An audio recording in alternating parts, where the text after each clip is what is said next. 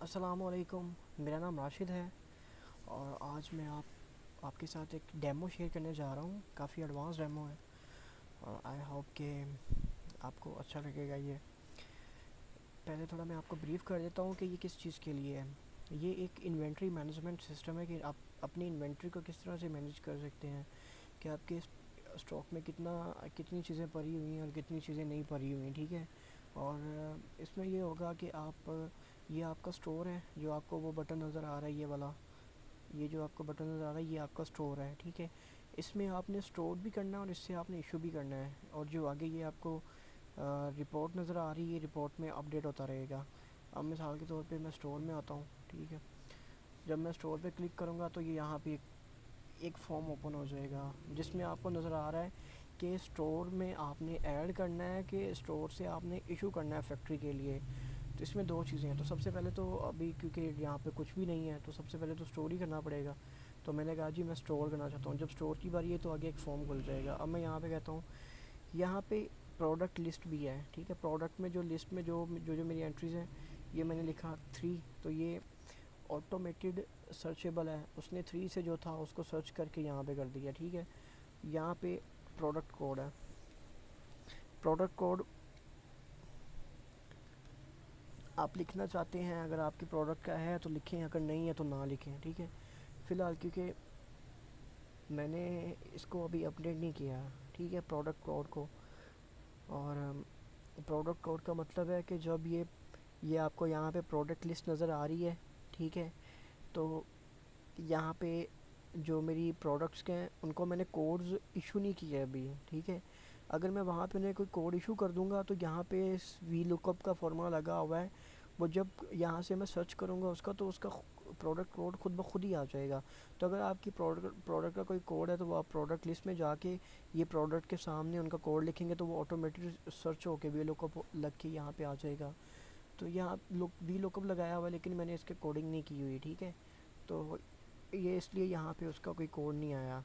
उसकी क्वांटिटी आपने स्टोर करनी है, तो मैं कहता हूँ 45 जो है वो 3M UTP कैट 6 केबल के रोल आए हैं, 35 रोल।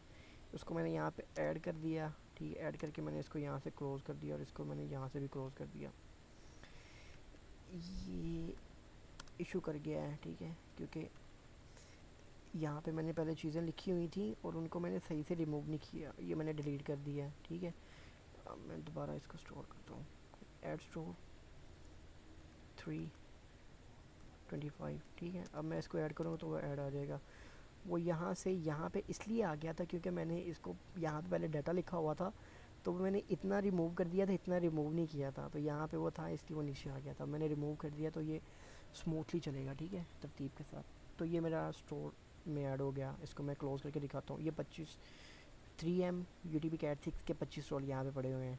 अब मैं कहता हूँ मैंने और ऐड करना है, ठीक है। 3M ये दूसरा आयो है, ठीक है। आयो मेरे पास है 3000 आयो मेरे पास हो गए। इसको मैं ज़रा क्लोज़ कर देता हूँ। आयो मेरे पास हो गए 3000, ठीक है। और यहाँ पे मैंने कहा ऐड स्टोर किया, मैंने फिर 3M इसके मैंने कर दिए 125 रोल और ऐड कर दिए, ठीक है। ये मैंने क्लोज़ कर दिया। अब देखिए मैंने रिपोर्ट में जाके दिखाता हूँ, ये रिपोर्ट है, ठीक है। यहाँ पे क्योंकि इस पर क्लिक करता हूँ मैं और इसको मैंने एक दफ़ा रिफ़्रेश करना है। जब भी कोई नई एंट्रीज होती है तो जो जो ये हमारा टेबल होता है, पीवट टेबल, ये खुद ब खुद अपडेट नहीं होता। इसको हमें रिफ़्रेश, ये मैंने रिफ़्रेश ऑल कर दिया। तो अब आप देख सकते हैं कि 3M UTP कैट 6 के 150 रोल है मेरे पास और इसके 3000 हैं। अगर मैं वैसे करके देखता हूँ तो ये देखें 125 और 50, 150 और ये 3000। अब देखिएगा मैं स्टोर में आया। अब स्टोर में मैंने कुछ चीज़ें इशू करनी है। मैंने यहाँ पे इशू किया, क्या इशू करना है, 3M IO इशू करने हैं हमने स्टोर में, स्टोर से यानी कि आगे जो प्रोडक्शन है। तो मैंने यहाँ पे किया कि 1200 इशू कर दिए, ठीक है। इसको मैंने क्लोज़ कर दिया, दोबारा ओपन कर देता हूँ। इसको इशू किया। 3M रोल जो हैं वो करने हैं 25 इशू, और इशू करने हैं 3M IO इशू करने हैं मैंने 25,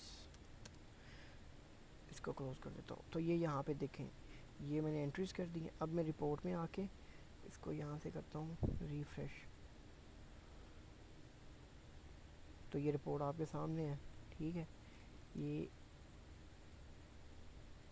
ये देखें, ये 150 तो मेरे पास टोटल थे। ठीक है, 150 तो यूटीपी केबल के जो रोल थे वो 150 टोटल थे। ये 1200 मैंने यहाँ पे इशू कर दिए हैं, तो ये नेगेटिव में चला गया है। ठीक है, और ये मेरे पास थे 3000 यहाँ पे, तो उसके बाद मैंने इशू किए 25 ये इशू किए। ठीक है, आयो तो ये आगे 2975। ठीक है, 25 इशू किए हैं। तो इस तरह से मैं इसको यहाँ पे इश्यूज़ और यहाँ से करता रहूँगा। ठीक है, तो यहाँ पे बड़े बहुत अच्छा सॉफ्टवेयर है ये, बहुत अच्छी एक टेम्पलेट है जिसके ज़रिए आप अपने स्टॉक को मेंटेन कर सकते हैं। अब अगर आपका कोई बिज़नेस है, ठीक है, इससे मिलता जुलता, जहाँ पे आप या आपकी कोई शॉप है, तो आप इस तरह की टेम्पलेट बनवाना चाहते हैं, तो बिल्कुल आप मुझसे रब्ता कर सकते हैं। मैं आपको गाइड भी करूँगा और बना के भी दूँगा, और चार्ज भी कुछ नहीं करूँगा आपसे। ठीक है, तो आप बिल्कुल मुझसे कांटेक्ट कर सकती हैं। इसके अलावा मेरा एक पेज है फेसबुक पे, माई ई www.facebook.com/my-e-tutorial। यूट्यूब पे जाके भी आप मुझे सर्च कर सकते हैं, माई ई ट्यूटोरियल से आप मुझे सर्च करेंगे तो मेरी सारी वीडियोस आपके सामने आ जाएंगी। इसके अलावा मुझे सब्सक्राइबर चाहिए ज़्यादा से ज़्यादा, क्योंकि अभी मेरे पास सिर्फ 34 सब्सक्राइबर हैं।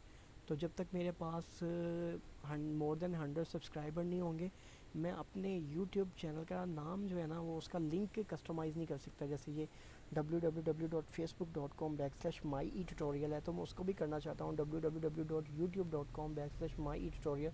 लेकिन फ़िलहाल मेरे सब्सक्राइबर थोड़े हैं, तो कोशिश करें कि मेरे चैनल को सब्सक्राइब करें ताकि मोर देन 100 हो जाए सब्सक्राइबर, ताकि मैं इस चैनल का नाम कस्टमाइज़ कर सकूं। तो ठीक है, फिर आज के दिन यही था, एक डेमो आपके लिए मैंने आपको दिखा दिया है। शुक्रिया आपके टाइम के लिए, थैंक यू वेरी मच।